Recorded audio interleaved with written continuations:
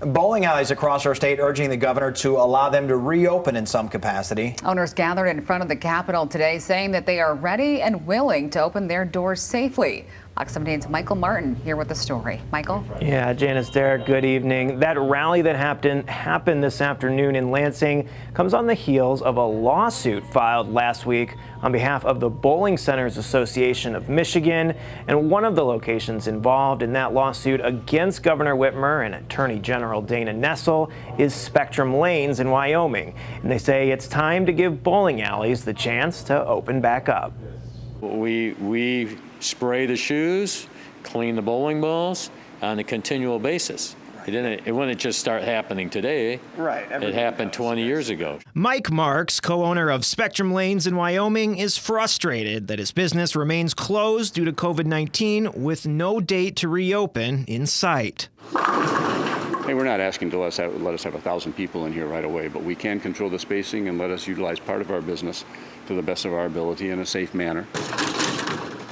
And that's why owners from across the state gathered in front of the Capitol Wednesday, and why the Bowling Centers Association of Michigan has filed a lawsuit against the governor and attorney general. The biggest challenge that we have right now is the fact that we're getting no response from the administration of, one, why we're closed, and two, what can we do to reopen? While bars and restaurants have been able to open in some capacity, bowling alleys are being lumped in with other sorts of entertainment centers in the governor's orders. And lanes have remained empty since the beginning of the pandemic. Look at bowling as something separate. Carve it out of the industry that we've been lumped into and say, yes, bowling is unique in that industry in that they can very easily, in fact, control distancing. Spectrum Lanes had just debuted a $7 million expansion at the end of 2019. Now they're doing whatever they can to stay afloat. And unfortunately, that left us a little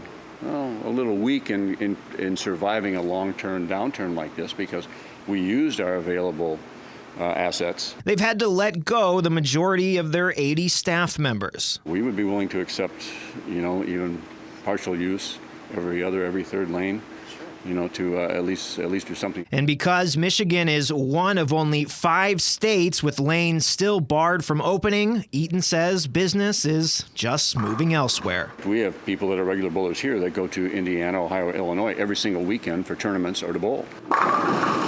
Just give us a list of restrictions that they think are best.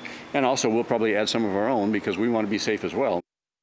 Now, we did reach out to Governor Whitmer's office in regards to the status of bowling alleys. A spokesperson said, in part, Governor Whitmer is continuing to monitor cases and make decisions based on the best data and science. As she has said all along, she will adjust as necessary when it comes to re-engaging Michigan's economy safely.